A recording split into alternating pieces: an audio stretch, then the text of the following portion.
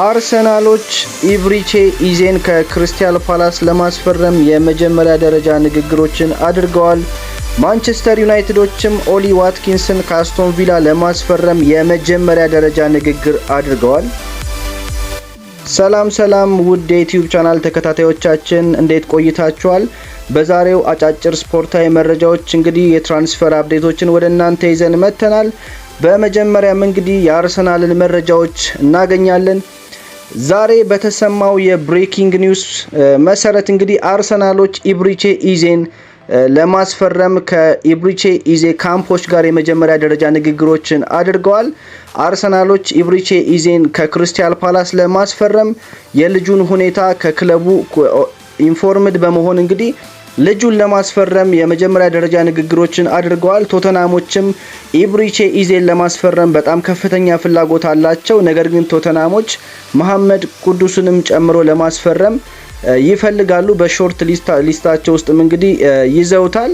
አርሰናሎች አሁን ላይ ኢብሪቼ ኢዜን ለማስፈረም ከሌሎች ክለቦች ይልቅ ተመራጭ ሆኗል። እንግዲህ ኢብሪቼ ኢዜም አርሰናል ለመቀላቀል ከፍተኛ ፍላጎት እንዳለውና የመጀመሪያ ደረጃ ንግግሮች እንግዲህ ከኢብሪቼ ኢዜ ካምፖች ጋር ወይም ደግሞ ከኢብሪቼ ኢዜ ኤጀንቶች ጋር የተደረጉ የመጀመሪያ ደረጃ ንግግሮች ፖዚቲቭ እንደሆኑ ተረድተዋል። በሚቀጥሉት ጊዜያት ደግሞ አርሰናል ከክሪስታል ፓላስ ጋር ልጁን ማስፈረም ስለሚቻልበት ኮንዲሽን እና ስለ ዝውውር ዋጋው አጠቃላይ ያለውን ነገር ዲል ያደርጋሉ ተብሎ ይጠበቃል። እንግዲህ ኢብሪቼ ኢዜ ከአርሰናል ጋር ሚስማማ ከሆነ ክሪስታል ፓላስም እንግዲህ በዝውውሩ ሂሳብ ከአርሰናል ጋር ሚስማማ ከሆነ ለአርሰናሎች እንግዲህ በአጥቂ ላይ ቆንጆ አማራጭ ሆናቸዋል ተብሎ ይጠበቃል። ሌላኛው ከአርሰናል ጋር የተያያዘው ዜና እንግዲህ ቶማስ ፓርቴ አርሰናልን በዚህ ሳምንት ይለቃል። እንግዲህ ከ10 ቀን በፊት እንደተገለጸው አርሰናሎች የቶማስ ፓርቴን ኮንትራት ኤክስቴንድ አያራዝሙትም። ምክንያቱም ከቶማስ ፓርቴ ጋር በደሞዝና በኮንትራት ጉዳይ ላይ አግሪመንት መፍጠር ስላልቻሉ አርሰናሎች ቶማስ ፓርቴን እንግዲህ ኮንትራቱ እንደማያራዝሙለት ከ10 ቀን በፊት አረጋግጠዋል። አርሰናሎች እንግዲህ የቶማስ ፓርቴ ምትክ እንዲሆናቸው ክርስቲያን ኖርጋርድን ከብሬንትፎርድ እንግዲህ በ11 ሚሊዮን ዩሮ ማስፈረማቸው የሚታወስ ነው። እንዲሁም ደግሞ ጆርጊኒዮ በነፃ ዝውውር በመልቀቁ ምክንያት ዙቤሜንዲ የጆርጊኒዮ ምትክ እንዲሆን ማስፈረማቸው የሚታወቅ ነው። የአርሰናል መረጃዎቻችን ነኝን ይመስላሉ። ወደ ማንቸስተር ዩናይትድ ስናልፍ እንግዲህ ማንቸስተር ዩናይትዶች ዛሬ በተሰማው እንግዲህ የብሬኪንግ ኒውስ መሰረት እንግዲህ ዘ አትሌቲክ እንዳወጣው መረጃ የአትሌቲኩ ዘጋቢ ሎሪ ዋይትዊል ዛሬ ማንቸስተር ዩናይትዶች ኦሊ ዋትኪንስን የአስቶን ቪላውን አጥቂ ኦሊ ዋትኪንስን ለማስፈረም የመጀመሪያ ደረጃ ንግግሮችን ከክለቡ ጋርና እንዲሁም ደግሞ ከተጫዋቹ ወኪሎች ጋር ንግግር እንዳደረጉ ዛሬ ተዘግቧል። ዘ አትሌቲክስ እንግዲህ በሀገር እንግሊዝ ከሚገኙ ታማኝ ከሚባሉ የዜና ምንጮች መካከል አንዱ ነው። እንግዲህ ራስመስ ሆይሉንድ ክለቡን በክረምቱ የሚለቅ ከሆነ የራስመስ ሆይሉንድ ምትክ አድርገው ሊያመጡ ያሰቡት እንግዲህ በእንግሊዝ ፕሪሚየር ሊግ ላይ ከፍተኛ ልምድ ያካበተውና በአመት እንግዲህ በአቬሬጅ ከ15 ጎሎች በላይ ማስቆጠር የሚችለውን የእንግሊዝን እግር ኳስ ጠንቅቆ የሚረዳውን እንግዲህ ኦሊ ዋትኪንስን ከአስቶን ቪላ ለማስፈረም ማንቸስተር ዩናይትዶች ከተጫዋቹ ተወካዮችና ከክለቡ ጋር የመጀመሪያ ደረጃ ንግግሮችን እንዳደረገ ታማኙ የዜና ምንጭ ዘ አትሌቲክስ እንግዲህ ሎሪ ዋይትዊል ዘግቦልናል። ማንቸስተር ዩናይትዶችም እንግዲህ በቀጣይ ጊዜያት ላይ ራስመስ ሆይሉንድን ወደ ጣሊያን ክለቦች ስፔሻሊ ኢንተር ሚላን የራስመስ ሆይሉንድ ከፍተኛ ፈላጊ ክለብ ነው። ስለዚህ ወደ ኢንተር ሚላን ራስመስ ሆይሉንድን የሚለቀው ከሆነና ራስመስ ሆይሉንድ በቋሚ ዝውውር ከማንቸስተር ዩናይትድ የሚለቅ ከሆነ ማንቸስተር ዩናይትዶች እንግዲህ ኦሊ ዋትኪንስን ለማስፈረም አድቫንስ የሆኑ ስቴጆች ላይ ሊገቡ ይችላሉ ማለት ነው። ሌላው ከማንቸስተር ዩናይትድ ጋር ተያይዞ የወጣው መረጃ እንግዲህ ማንቸስተር ዩናይትዶች በቅርቡ ራሱን ከእግር ኳስ ዓለም ያገለለውን የቀድሞ ሌጀንዳቸውን ጆኒ ኢቫንስን እንግዲህ አዲስ ሄድ አርገው መድበውታል። እንግዲህ ሄድ የሆነበት ዲፓርትመንት እንግዲህ የዝውውርና ወደ ሌሎች ክለቦች የሚሄዱ ተጫዋቾች ከክለቡ የሚለቁ ተጫዋቾችና ወደ ሌሎች ክለቦች በውሰት የሚሰጡ ተጫዋቾችን ኮንትሮል እንዲያደርግ ዘ ሄድ ኦፍ ሎንስ ኤንድ ፓዝዌይስ አድርገው እንግዲህ በአዲስ ዲፓርትመንት ይሄንን ዲፓርትመንት እንዲመራ ከክለቡ የሚወጡ ተጫዋቾችና እንዲሁም ደግሞ ከክለቡ በውሰት የሚሰጡ ልጆችን ኮንትሮል እንዲያደርግ የዚህ ዲፓርትመንት ሄድ አድርገው ሾመውታል። ጆኒ ኢቫንስ እንግዲህ በሚቀጥሉት ጊዜያት ላይ በሚቀጥለው አመትና ኮንትራቱ እስካለበት ጊዜ ድረስ እንግዲህ በዚህ ዲፓርትመንት ላይ ሄዶ ነው እንደሚሰራ ተገልጿል። ሌላው ከማንቸስተር ዩናይትድ ጋር ተያይዞ የወጣው መረጃ ዛሬ በብሬኪንግ ኒውስ መልክ እንግዲህ አስቶን ቪላዎች እንግዲህ ማርከስ ራሽፎርድን ቋሚ አርገው ለማስፈረም ባይ ኦፕሽን ክላውዙን አክቲቬት እንደማያደርጉት ዛሬ አሳውቀዋል። እንግዲህ ከራሽፎርድም ከአስቶን ቪላ ጋር የነበረው የውሰት ውል ስምምነት ዛሬ ተጠናቆ ከዚህ በኋላ እንግዲህ ማርከስ ራሽፎርድ የአስቶን ቪላ ተጫዋች አይሆንም፣ ወደ እናት ክለቡ ወደ ማንቸስተር ዩናይትድ መልሰውታል። የ40 ሚሊዮን ፓውንድ ባይ ኦፕሽን ክላውዙንም እንግዲህ አክቲቬት እንደማያደርጉት አስቶን ቪላዎች ገልጸዋል። ስለዚህ ማንቸስተር ዩናይትዶች በማርከስ ራሽፎርድ ላይ የ40 ሚሊዮን ፓውንድ ዋጋ ለጥፈውበታል። ስለዚህ የትኛውም ኢንተረስትድ የሆነ ክለብ በማርከስ ራሽፎርድ ይህንን 40 ሚሊዮን ፓውንድ ከፍሎ ማርከስ ራሽፎርድን ማስፈረም እንደሚችል ተዘግቧል። መረጃውን እንግዲህ ፋብሪዚዮ ሮማኖ አጋርቶናል። ወደ ሌላኛው መረጃችን ስናልፍ እንግዲህ ባርሴሎናን እናገኛለን። እንግዲህ ባርሴሎናዎች ከአትሌቲኮ ቢልባኦ ኒኮ ዊሊያምስን ለማስፈረም እንቅስቃሴ እንደጀመሩ ከ2-3 ሳምንት በፊት ተዘግቦ ነበር። ነገር ግን ባርሳዎች አሁን የሬጂስትሬሽን ኢሹ ስላለባቸው ለጊዜው ኒኮ ዊሊያምስን ከአትሌቲኮ ቢልባኦ ለማስፈረም የሚያደርጉትን እንቅስቃሴ አቁመውታል። እንዲሁም ደግሞ አትሌቲኮ ቢልባዎች እንግዲህ ኒኮ ዊሊያምስ ባርሴሎናን ከሚቀላቀል ይልቅ እንግዲህ ባየር ሙኒክን እንዲቀላቀል እንደሚፈልጉ ወይም ባየር ሙኒክ እንዲገባ እንደሚፈልጉ ዛሬ መረጃዎች ወጥተዋል። ሙንዶ ዲፖርቲቮ የተባለው የስፔን ተነባቢ ጋዜጣ አትሌቲኮ ቢልባዎች ኒኮ ዊሊያምስ ወደ ባርሴሎና ከሚቀላቀል ይልቅ ወደ ባየር ሙኒክ ቢሄድ ደስ ይላቸዋል ወይም ደግሞ ይመርጣሉ ሲል ይህንን መረጃ ይዞ ተወጥቷል። ሌላው ከዚሁ ከኒኮ ዊሊያምስ ጋር በተያያዘው ዜና እንግዲህ የኒኮ ዊሊያምስ ዲል ለጊዜው ሆልዶን ተደርጓል፣ ተይዟል። እንግዲህ ባርሳዎች የሬጂስትሬሽን ኢሹ እንዳለባቸው ማርካ የተባለው የስፔኑ ተነባቢ ጋዜጣ ዘግቦታል። ስለዚህ ከዚህ በኋላ ኒኮ ዊሊያምስ ወደ ባርሴሎና የሚያደርገው ጉዞ ሪስክ አለው፣ አሁን ላይ ሪስክ አለው። ስለዚህ ተጫዋቹ በላሊጋው ላይመዘገብ የሚችልበትም እድል አለ። እንዲሁም ከዚሁ ጋር በተያያዘ ሌላ የወጣ መረጃ እንግዲህ በባርሳ ውስጥ ያሉ አንዳንድ ሰዎች ከኒኮ ዊሊያምስ ይልቅ ለቦታው እነሱ ለሚፈልጉት ቦታ እንግዲህ ሉዊስ ዲያዝ የተሻለ አማራጭ ነው ብለው እንደሚያምኑ እንደ ዊንገርም እንግዲህ ሉዊስ ዲያዝን እንደሚያደንቁት ዛሬ ተገልጧል። ፋብሪዚዮ ሮማኖ ይሄንን መረጃ ዛሬ ይዞት ወጥቷል።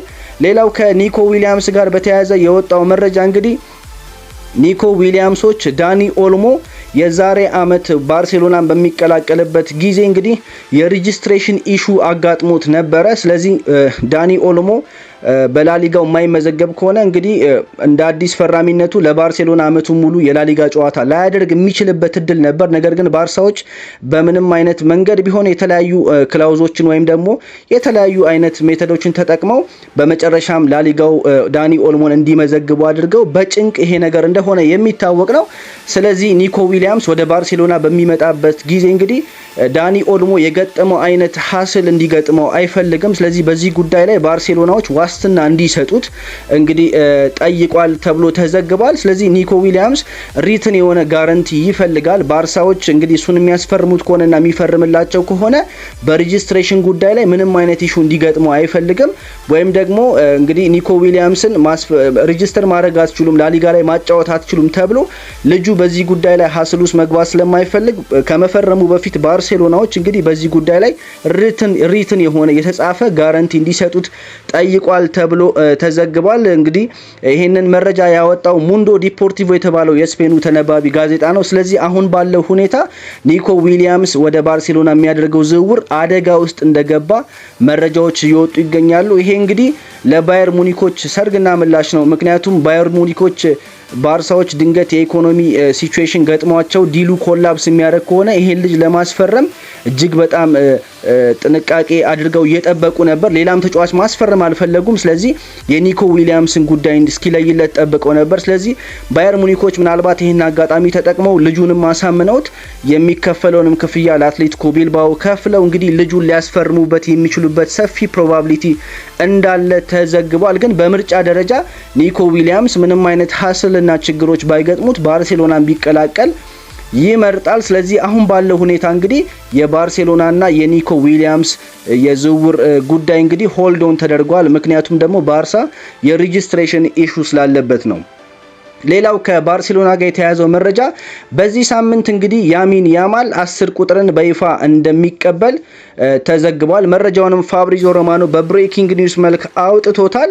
ወደ ሌላኛው መረጃችን ስናልፍ እንግዲህ የስፔኑን ኃያል ክለብ ሪያል ማድሪድን የተመለከቱ መረጃዎቻችን እናደርሳችኋለን። እንግዲህ ሪያል ማድሪዶች ታዳጊ አጥቂያቸውን ጎንዛሎ ጋርሲያን ለየትኛውም ክለብ አሳልፎ ላለመስጠት ወይም ከሌሎች ክለቦች ጋር የሚደረጉ ግንኙነቶችን ወይም ኔጎሺዬሽኖችን እንግዲህ ለጊዜው አቋርጠውታል። ምክንያቱም ጎንዛሎ ጋርሲያ በሚቀጥለው አመት የሪያል ማድሪድ የእቅዳቸው አንዱ አካል ነው ሲል አስ የተባለው ጋዜጣ ዘግቦታል። ዛሬ በብሬኪንግ ኒውስ መልክ ነው ይሄ ዜና የወጣው። እንግዲህ ከሪያል ማድሪድ ጋር በተያያዘ ዜና እንግዲህ ሪያል ማድሪዶች በሚቀጥለው አመት ክለብ ውስጥ መቆየት የማይፈልግ ተጫዋች ካለ መውጣት የሚፈልግ ተጫዋች ካለ ክለቡን እንዲለቁ ይፈቅዱለታል ሲል እንግዲህ ማርካዎች ዘግበዋል። እንግዲህ እቺ መልእክት ለሮድሪጎ ጎይስ ትመስላለች። ምክንያቱም ሮድሪጎ ጎይስ በሪያል ማድሪድ ቤት አራተኛ ተመራጭ የሚሆን ከሆነ ወይም ደግሞ በቋሚ 11 ውስጥ ቦታ የማያገኝ ከሆነ ሪያል ማድሪድን በመልቀቅ ወደ ሌሎች ወደሚፈልጉት ክለቦች መዘዋወር እንደሚፈልግ እንግዲህ ተዘግቧል። ይህንንም የስፔን ጋዜጦች እየዘገቡት ይገኛሉ። ስለዚህ ሮድሪጎ ጎይስ በሪያል ማድሪድ ቤት አሁን እንደ አራተኛ ተመራጭ ነው ራሱን የሚቆጥረው ከኤምባፔ፣ ከጁድ ቤሊንጋም፣ ከቪኒ ጁኒየር በኋላ እንግዲህ አራተኛ ተመራጭ ነኝ ብሎ ነው የሚያምነው። ስለዚህ ልጁ እንዲህ አይነት ስሜት የሚሰማው ከሆነና ሪያል ማድሪድን መልቀቅ እፈልጋለሁ ካለ ማርካ እንደዘገበው ከሆነ ሪያል ማድሪዶች በዚህ ጉዳይ ላይ መንገዱ ላይ አይቆሙም። የትኛውም ተጫዋች ማድሪድን መልቀቅ የሚፈልግ ካለ ለመውጣት በሩ ክፍት ነው ሲሉ ዛሬ መረጃ ወጥቷል። ይህንን መረጃ እንግዲህ ማርካን የዘገበው ማርካን ጠቅሶ እንግዲህ ፋብሪዚዮ ሮማኖ መረጃውን አድርሶናል። እንግዲህ እንደሚታወቀው ሮድሪጎ ጎይስ አርሰናሎች እሱ ላይ ከፍተኛ ፍላጎት እንዳላቸው ተገልጿል። ሮድሪጎ ጎይስንም ወደ ቡድናቸው አቀላቅለው ምን አይነት ሮል እንደሚሰጡትና እቅዳቸውን እንዴት እንደሚተገብርላቸው በቡድናቸው ውስጥ ያለውን አጠቃላይ ሁኔታ ምን አይነት አገልግሎት እንደሚሰጥ እንግዲህ አስረድተውታል ተብሎ ተዘግቧል። እንግዲህ ሪያል ማድሪዶች እና አርሰናሎች በዚህ ጉዳይ ላይ ገፍተው ሄደው ይስማማሉ የሚለው ነገር እንግዲህ በዝውውር ሂደቱ ላይ የምንመለከተው ይሆናል። እንግዲህ አርሰናሎች ግን ሮድሪጎ ላይ ኮንክሪት የሆነ ፍላጎት አላቸው፣ ሪል የሆነ ፍላጎት አላቸው። የእቅዳቸውን አካል ሊያደርጉትና በቡድናቸው ውስጥ መጥቶ ምን አይነት ሮሎችን ሊወጣ እንደሚችል ለተጫዋቹ ካምፖች አስረድተዋል ተብሎ ተዘግቧል። እንግዲህ የሁለቱን የሮድሪጎ ጎይስ ወደ ሪያል ማድሪድ ከሪያል ማድሪድ ለቆ ወደ አርሰናል ይሄዳል የሚለው ነገር በዝውውር ሂደቱ ላይ የሚወሰን ይሆናል ማለት ነው። እንዲህ አይነት መረጃዎች ሲኖሩ ለእናንተም ፈጠን ብለን የምናደርሳችሁ ይሆናል። ሌላው ከሪያል ማድሪድ ጋር የተያያዘው መረጃ እንግዲህ ሪያል ማድሪዶች ኒኮ ፓዝን ደግሞ ወደ ክለባቸው እንደማያመጡት እንግዲህ ዛሬ በብሬኪንግ ኒውስ መልክ ተዘግቧል። እንግዲህ ፍራንኮ ማስታንቱኖን በማስፈረማቸው ምክንያት ኒኮ ፓዝን መልሰው አይገዙትም። እንግዲህ ኒኮ ፓዝ ወደ ሪያል ማድሪድ የሚመለስ ከሆነ ሪያል ማድሪድ የባይ ኦፕሽን ክሎዝ አካቶ ነበር ወደ ሌላ ክለብ የሸጠው 9 ሚሊዮን ዩሮ ባይ ኦፕሽን ክሎዝ አለው እስከ ጁን 2026። ነገር ግን እስከ ጁን 2027 የሚደርስ ከሆነ ደግሞ በ10 ሚሊዮን ዩሮ በባይባክ ክሎዙን ተጠቅሞ ሪያል ማድሪድ መመለስ እንደሚችል አንቀጹ ላይ ተቀምጦ ነበር። ነገር ግን ሪያል ማድሪዶች አሁን ፍራንኮ ማስታንቱኖ የተባለ እጅግ በጣም ታለንት የሆነ አርጀንቲናዊ ተጫዋች ስላስፈረሙ ይህንን ተጫዋች መልሰው እንግዲህ ወደ ክለባቸው አያመጡትም ሲል እንግዲህ ፋብሪዚዮ ሮማኖ ዛሬ በብሬኪንግ ኒውስ መልክ መረጃውን አጋርቶናል። ወደ ሌላኛው የሪያል ማድሪድ መረጃዎች ስናልፍ እንግዲህ ዳኒ ካርቫሃል እንግዲህ ከ9 ወራት ቆይታ በኋላ ከጉዳቱ አገግሞ ለጨዋታ ዝግጁ ሆኗል። እንግዲህ ዳኒ ካርቫሃል ከዚህ በኋላ ለሪያል ማድሪድ ለሚያደርጋቸው ጨዋታዎች ራሱን ዝግጁ አድርጎ አቅርቧል። የኤሲኤል ጉዳት አጋጥሞት እንግዲህ ለረጅም ጊዜያት ለ9 ወር የሚያክል ጊዜ ዳኒ ካርቫሃል ተጎድቶ ነበር። አሁን ግን ከጉዳቱ አገግሞ ተመልሷል ማለት ነው። ወደ ሌላኛው መረጃችን ስናልፍ እንግዲህ ቼልሲን የተመለከቱ መረጃዎችን እናገኛለን። ቼልሲዎች እንግዲህ በዚህ የዝውውር መስኮት አስደናቂ ፊርማዎችን በአጥቂ አማራጮቻቸው ላይ አስፈርመዋል። እንግዲህ ጄሚ ጊተንስ የተባለውን ተጫዋች እሱም አጥቂ ነው ከቦሩሲያ ዶርትመንድ በቅርቡ አስፈርመዋል። ዊሊያም ስቴቮ የተባለ ተጫዋች ደግሞ ከፓልሜራስ አስፈርመዋል። ጆአው ፔድሮን ከብራይተን አስፈርመዋል። ሊያም ዴላፕን ከኢፕስዊች ታውን አስፈርመዋል። አራቱም ተጫዋቾች የማጥቃት ባህሪ ያላቸው ተጫዋቾች ናቸው። ስለዚህ ቼልሲዎች በሚቀጥለው ዓመት አታኪንግ ዲፓርትመንታቸው ላይ እንግዲህ ሰፋ ያለ አማራጭ ይዘዋል ማለት ነው። ጆቫኒ ኩዌንዳን በ2026 እንግዲህ ከስፖርቲንግ ወስደው እንደሚያጫውቱት እንግዲህ ቀደም ብሎ በጃንዋሪ ላይ ስምምነቱ እንደጨረሱ ይታወቃል ማለት ነው። ወደ ሌላኛው መረጃችን ስናልፍ እንግዲህ ክርስቲያኖ ሮናልዶ ሰሞኑን እንግዲህ አንዳንድ አስተያየቶችን እየሰጠ ይገኛል። ሮናልዶ ሲናገር ምንድነው ያለው? ከተለያዩ ክለቦች ክለብ ወርልድ ካፕን እንድጫወትላቸው ፕሮፖዛሎች ቀርበውልኝ ነበር፣ ነገር ግን እኔ ሁሉንም ሪጀክት አድርጌያቸዋለሁ። ምክንያቱም የአልናስርን ፕሮጀክት አምኗለሁ፣ አልናስርን በመሆኔ ደስተኛ ነኝ በማለት ተናግሯል። ከዚህ ጋር በተያያዘ እንግዲህ አንዳንድ ሰዎች ናቸው ሳውዲ አረቢያ ሊግ ላይ መጫወት ምን ያክል ከባድ እንደሆነ የማይረዱት። ምክንያቱም የሳውዲ ሊግ በዚህ ሰዓት በአውሮፓ ከሚገኙ እንዲሁም በዓለም ከሚገኙ 5 ቶፕ ሊጎች መካከል አንዱ ነው። ስለዚህ ይሄንን ግን የሚረዳ ተጫዋች ሳውዲ አረቢያ መጥቶ የተጫወተ ብቻ ነው እንጂ ሳውዲ ያልተጫወተ ተጫዋች ወይም ሳውዲ ያልተጫወተ የሳውዲን ፉትቦል የማያውቅ ሰው ስለዚህ ነገር ቢናገር አንደርስታንድ ሊያደርገው አይችልም ሲል ክርስቲያኖ ሮናልዶ የሳውዲ ፕሮ ሊግ እንግዲህ በዓለም ላይ ከሚገኙ 5 ቶፕ ሊጎች አንዱ እንደሆነ ተናግሯል ማለት ነው። ከዚህ ጋር በተያያዘ እንግዲህ ቼልሲዎች ትናንትና ጆአው ፔድሮን ከብራይተን አስፈርመው ነበር። ጆአው ፔድሮን ከብራይተን ሲያስፈርሙት እንግዲህ ያስፈርሙበት ሪል ዋጋ ዛሬ ፋብሪዚዮ ሮማኖ ሪቬል አድርጎታል። 55 ሚሊዮን ፓውንድ ሲደመር 5 ሚሊዮን ፓውንድ አዶንስ ነው። እንግዲህ 55 ሚሊዮን ፓውንድ ፊክስድ ፊ ነው፣ በቋሚነት የሚከፈል ነው። 5 ሚሊዮን ፓውንድ ደግሞ የተጫዋቹ አቋም እየታየ የሚከፈል ክፍያ ነው ማለት ነው። እንግዲህ ሌላኛው ዛሬ የወጣው መረጃ ኤፍሲ ፖርቶ አዲስ አሰልጣኝ እንግዲህ አፖይንት አድርገዋል። ዛሬ አዲስ አሰልጣኝ ቀጥረዋል። እንግዲህ ፍራንሲስኮ ፋያዮሪ የሚባል አዲስ አሰልጣኝ ቀጥረዋል። እንግዲህ ይሄንን አሰልጣኝ እስከ 2027 ዓመተ ምህረት እንግዲህ አስፈርመውታል። ስለዚህ የኤፍሲ ፖርቶን አዲስ ኮንትራት በመቀበል እንግዲህ ፍራንሲስኮ የፖርቶ አዲሱ አሰልጣኝ በመሆን ተሹሟል ማለት ነው። መረጃውንም ፋብሪዚዮ ሮማኖ ሂር ዊ ጎ በማለት በቅርቡ ያጋራናል። አንዳንድ የኮንትራት ዲቴይሎች ብቻ ነው የሚቀሩት። የኮንትራት ዲቴይሎቹ እንግዲህ ከተስማሙ በኋላ መረጃውን ፋብሪዚዮ ሮማኖ ሂር ዊ ጎ ብሎ ያጋራናል። ኮንትራቱን ከተፈረመ በኋላ ፖርቶን የሚረከብበት ሰፊ እድል እንዳለ ተገልጿል ማለት ነው። ወደ ሌላኛው መረጃችን ስናልፍ እንግዲህ ባየር ሊቨርኩሰን እናገኛለን። ባየር ሊቨርኩሰኖች እንግዲህ ማሊክ ቲልማንስ የተባለ ተጫዋች እንግዲህ አስፈርመዋል ከፒኤስቪ አይንዶቨን። እንግዲህ ይሄ ተጫዋች እንግዲህ አሁን በቅርቡ ፍሎሪያን ቨርትዝን ለሊቨርፑል ሸጠው ነበር። የሱ ተጫዋች ምትክ እንዲሆንላቸው ነው እንግዲህ ይሄንን ማሊክ ቲልማን የተባለ ተጫዋች ከፒኤስቪ አይንዶቨን ያስፈረሙት። እንግዲህ ለዝውውሩ ከ35 ሚሊዮን ዩሮ እስከ 40 ሚሊዮን ዩሮ ቶታል ፓኬጅ ከፍለዋል። የሎንግ ተርም ዲልም እንግዲህ ኦፈር አድርገውለታል ተብሎ ተዘግቧል። ኤፍሲ ባየርኖች ባይባክ ክሎዝ ነበራቸው ይህን ልጅ ለማስፈረም፣ ነገር ግን መጠቀም አልፈለጉም። ባየር ሊቨርኩሰኖች ግን ይህን ልጅ እንግዲህ የፍሎሪያን ቨርትዝ ምትክ እንዲሆናቸው አስፈርመውታል ተብሎ ተዘግቧል። ወደ ሌላኞቻችን መረጃ ስናልፍ እንግዲህ ፔፕ ጋርዲዮላ የርገን ክሎፕ በቅርቡ በክለብ ወርልድ ካፕ ላይ በሰጠው አስተያየት እንግዲህ የሚከተለው ምላሽ ሰጥቷል። በቅርቡ እንግዲህ እንደሚታወቀው የርገን ክሎፕ በክለብ ወርልድ ካፕ ውድድሮች ላይ የሰላ ትችቶችን አድርጎ ነበረ።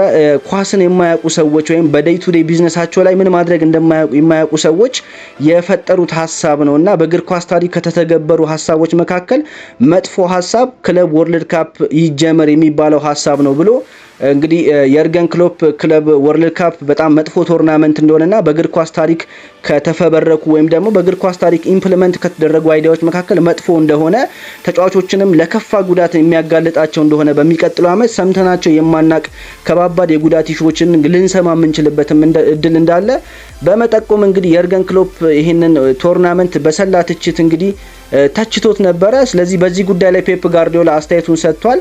ብዙ ጊዜ ፋይት አድርገናል፣ በተለይ ደግሞ ካላንደሩ እንዲስተካከልና የተሻለ ጥራት እንዲኖረው የምንችለውን አድርገናል። አሰልጣኞችና ተጫዋቾች በቂ ረፍት ሲኖራቸው የእግር ኳስ ጥራት የተሻሻለ ይሆናል። ክሎፕ የተናገረውን ነገር እንግዲህ አልተገረምኩበትም፣ ምክንያቱም እረዳዋለሁ ደግሞም አከብረዋለሁ። ለብዙ አመታት ተቀናቃኝ ሆነን እንግዲህ አስገራሚ ግንኙነት ነበረንና የሱን አርጊዩመንት እረዳዋለሁ በማለት ፔፕ ጋርዲዮላ ሰጥቷል። ነገር ግን አንድ ነገር ማወቅ ያለብን ሁላችንም በዚህ ስራ ውስጥ እስካለን ድረስ ፊፋ ለሚያወጣው ዩኢኤፍኤ ወይም ደግሞ ዩዌፋ ለሚያወጣው እንዲሁም ደግሞ ፕሪሚየር ሊጉ ለሚያወጡት የበላይ አካላቶች ለሚያወጡት ህጎች እንግዲህ ለህጉ ተከትለን የምንሰራ ሰዎች ነን። ስለዚህ አሰልጣኞች የውድድሩን ካላንደር ማዘጋጀት አይችሉም። ሁሉም ሰው የራሱ ድርሻ አለው። የውድድሩ አዘጋጆች ወይም ደግሞ የበላይ አካላቶች ደግሞ ቶርናመንቱን ያዘጋጁታል ሲል ፔፕ ጋርዲዮላ እንግዲህ አስተያየት ሰጥቷል። ስለዚህ የፔፕ ጋርዲዮላ አስተያየት እንግዲህ በጥቅሉ ሲታይ ለህጉ መገዛት ስላለብን ነው። በቃ ምክንያቱም ፊፋ ያወጣው ህግ ስለሆነ ፕሪሚየር ሊግ ያወጣው ወይም ዩዌፋ የሚያወጣው ህግ እንግዲህ የበላይ አካላት ህግ ሲያወጡ እኛ ደግሞ ድርሻችን ለህጉ ታዘን ህጉን መፈጸም ነው እንጂ ካላንደሩን እኛ ማዘጋጀት አንችልም አይነት ምላሽ ነው እንግዲህ ፔፕ ጋርዲዮላ የሰጠው። የውድድሩ የበላይ አካላት ከሆኑት አንዱ ሪስቶ ስቶችኮቭ ደግሞ በየርገን ክሎፕ አስተያየት ላይ እንዲህ ሲሉ አስተያየት ሰጥተዋል። እንግዲህ ከክሎፕ ይህን ነገር አልጠበቅኩም፣ ለሱ ብዙ አክብሮት አለኝ፣ ግን ምናልባት አርቢ ሳልዝበርግ በዚህ ውድድር ላይ ስላልተሳተፈና በዚህ ውድድር ላይ ስለሌለ ተናዶ ሊሆን ይችላል ይሄን ንግግር የተናገረው፣ ምክንያቱም እሱ የሬድቡል አካል ስለሆነ በማለት አስተያየታቸውን ሰጥተዋል። በመቀጠልም እንግዲህ ሊቨርፑሎች ይህንን ቶርናመንት ተጫውተው ቢሆን ኖሮ እንዲህ አይነት ቅሬታ አያሰሙም ነበረ። ክለቦች ገንዘብ ሲቀበሉ ምንም አይነት ቅሬታ አያሰሙም። እንደማስበው ለእንደዚህ አይነት ውድድሮች ክብር መስጠት አለብን ሲሉ እንግዲህ አስተያየታቸውን ሰጥተዋል ማለት ነው። በተያያዘ ዜናም እንግዲህ ራፊኒያ የሆሊዴይ ጊዜያችንን አቋርጠን ነው ክለብ ወርልድ ካፕን ለመጫወት የመጣ ነው ብሎ የትችት አስተያየት ሰጥቶ ነበር። ስለዚህ ሪስቶ በዚህ ጉዳይ ላይም እንግዲህ አስተያየታቸውን ሰጥቷል፣ ምላሻቸውን ሰጥቷል። በቃ መጫወት አለብህ፣ ምክንያቱም ህጉን መከተልና በህጉን ተከትለ ደግሞ ለመጫወት መምጣት መቻል አለብን። በሚቀጥለው አመት የሀገራት የዓለም ዋንጫ እየመጣ ነው። ስለዚህ ራፊኒያም በዛ ውድድር ላይ ይጫወታሉ ሲል እንግዲህ አስተያየታቸውን ሰጥቷል። ስለዚህ ከአስተያየታቸው የምንረዳው ነገር ምንድነው? ህግ ነው። በቃ እኛ የበላይ አካላት ነን፣ ፊፋን የምንመራነን። ስለዚህ የበላይ አካሉ ፊፋ ያወጣውን ህግ እንግዲህ የመከተል ግዴታ አለብን አይነት አስተያየት ሰጥተዋል ማለት ነው። ሊዮኔል ሜሲ እንግዲህ ኢንተር ማያሚ ከክለብ ወርልድ ካፕ ውድድር በፒኤስጂ ተሸንፈው ከወጡ በኋላ ኦፊሻል ስቴትመንት አውጥቷል። በመልእክቱም ላይ እንዲህ ሲል ተናግሯል። ዛሬ የክለብ ወርልድ ካፕ የውድድር ጊዜያችን በአውሮፓ ሻምፒዮኖቹ በፒኤስጂ ምክንያት ተሸንፈን እንግዲህ ጊዜያችን አብቅቷል። የቡድናችንን አባላት ማመስገን እፈልጋለሁ። እነሱ በዚህ እንደገና እነሱን ማየት እጅግ በጣም አስደሳች ነው። 16 ምርጥ ቡድኖችን በመቀላቀል አላማችንን ስላሳካን በኩራት ነው ከውድድሩ የምንሰናበተው ሲል አስተያየቱን ሰጥቷል። አሁን ላይ ግን ሜጀር ሊግ ሶከር ላይ የምናተኩርበት ጊዜ ላይ ነንና ወደፊት የሚመጣው ላይ ማተኮር አለብን ሲል ሊዮኔል ሜሲ አስተያየቱን ሰጥቷል ማለት ነው። በመጨረሻም እንግዲህ ዛሬ በወጣው ዜና ስካይ ስፖርት ባወጣው መረጃ መሰረት የብሬንትፎርዱ ስፖርቲንግ ዳይሬክተር ፊል ጊልስ እንግዲህ በብሪያን እምቤሞ ዝውውር ዙሪያ የሚከተለውን አስተያየት ሰጥቷል። እንግዲህ ብሪያን እምቡሞ በዚህ ክረምት ወደሚፈልገው ክለብ መዘዋወር የማይችል ከሆነ በብሬንትፎርድ ቢቆይም ደስተኛ ይሆናል ሲሉ አስተያየታቸውን ሰጥተዋል። ለሱ ትክክለኛ ዋጋ ኦፈር እስካልተደረገለት ድረስ ወደ የትኛውም ክለብ እንዲለቅ አንፈቅድለትም፣ እሱም ቢሆን በብሬንትፎርድ ቢቆይ ደስተኛ ይሆናል ሲሉ አስተያየታቸውን ሰጥተዋል ማለት ነው። እንግዲህ ማንቸስተር ዩናይትዶች ብሪያን እምቤሞን ለማስፈረም ከብሬንትፎርድ ጋር እልህ አስጨራሽ የሆነ ድርድር እያደረጉ የሚገኙ ሰዓት ነው። እንግዲህ የመጨረሻ ዲቴይሎች እንደሚቀሩ ፋብሪዚዮ ሮማኖ ነግሮናል። ማንቸስተር ዩናይትዶች 55 ሚሊዮን ፓውንድ ሲደመር 7.5 ሚሊዮን ፓውንድ አዶንስ ለብሬንትፎርዶች አቅርበውላቸው እንግዲህ ብሬንትፎርዶች በሂሳቡ ዙሪያ ላይ ያሉ ዲቴይሎች እንዲስተካከሉ መልሰው ለማንቸስተር ዩናይትዶች ተናግረዋል። ያከፋፈሉን ሂደት እንዲያስተካክሉላቸው እንዲሁም ደግሞ አዶንሱ ላይ የተቀመጡት ክላውዞች ወይም አንቀጾች ቀለል ያሉና አቺቨብል የሆኑ ወይም ደግሞ ያንን ብር እንግዲህ ተጫዋቹ ማንቸስተር ዩናይትድ ቤት በመጫወት የሚያሳካቸው አንቀጾች ተቀምጠው ያንን ብር ማግኘት ይፈልጋሉ። ስለዚህ በዚህ ምክንያት ማንቸስተር ዩናይትዶች ከበድ አድርገው ያወጡትን የአዶንስ ክሎዝ ወይም አንቀጽ ቀለል አድርገው እንዲያቀርቡና ሪቫይዝ እንዲያደርጉት እንግዲህ ብሬንትፎርዶች መልሰው ቢዱን ልከውላቸዋል። ስለዚህ ማንቸስተር ዩናይትዶች አሁንም ቢሆን ከብሬንትፎርድ ጋር ላቅ ያሉ ንግግሮች ወይም አድቫንስ የሆኑ ቶኮችን እያደረጉ ይገኛሉ። የዝውውሩ ሂደት እስካሁን አልተጠናቀቀም። በሚቀጥሉት ጊዜያት ላይ እንግዲህ አዲስ ዜና ልንሰማ እንችላለን። አዳዲስ ነገሮች በሚኖሩበት ሰዓት ውድ አድማጮቻችን ወደ እናንተ ይዘን የምንመጣ ይሆናል። ለዛሬ የነበሩን ስፖርታዊ መረጃዎች እነኝን ይመስላሉ። እንግዲህ በነገው የስፖርት ክፍለ ጊዜያችን አዳዲስ መረጃዎች ሲኖሩ ወደ እናንተ ይዘን የምንመጣ ይሆናል። ከዛ ድረስ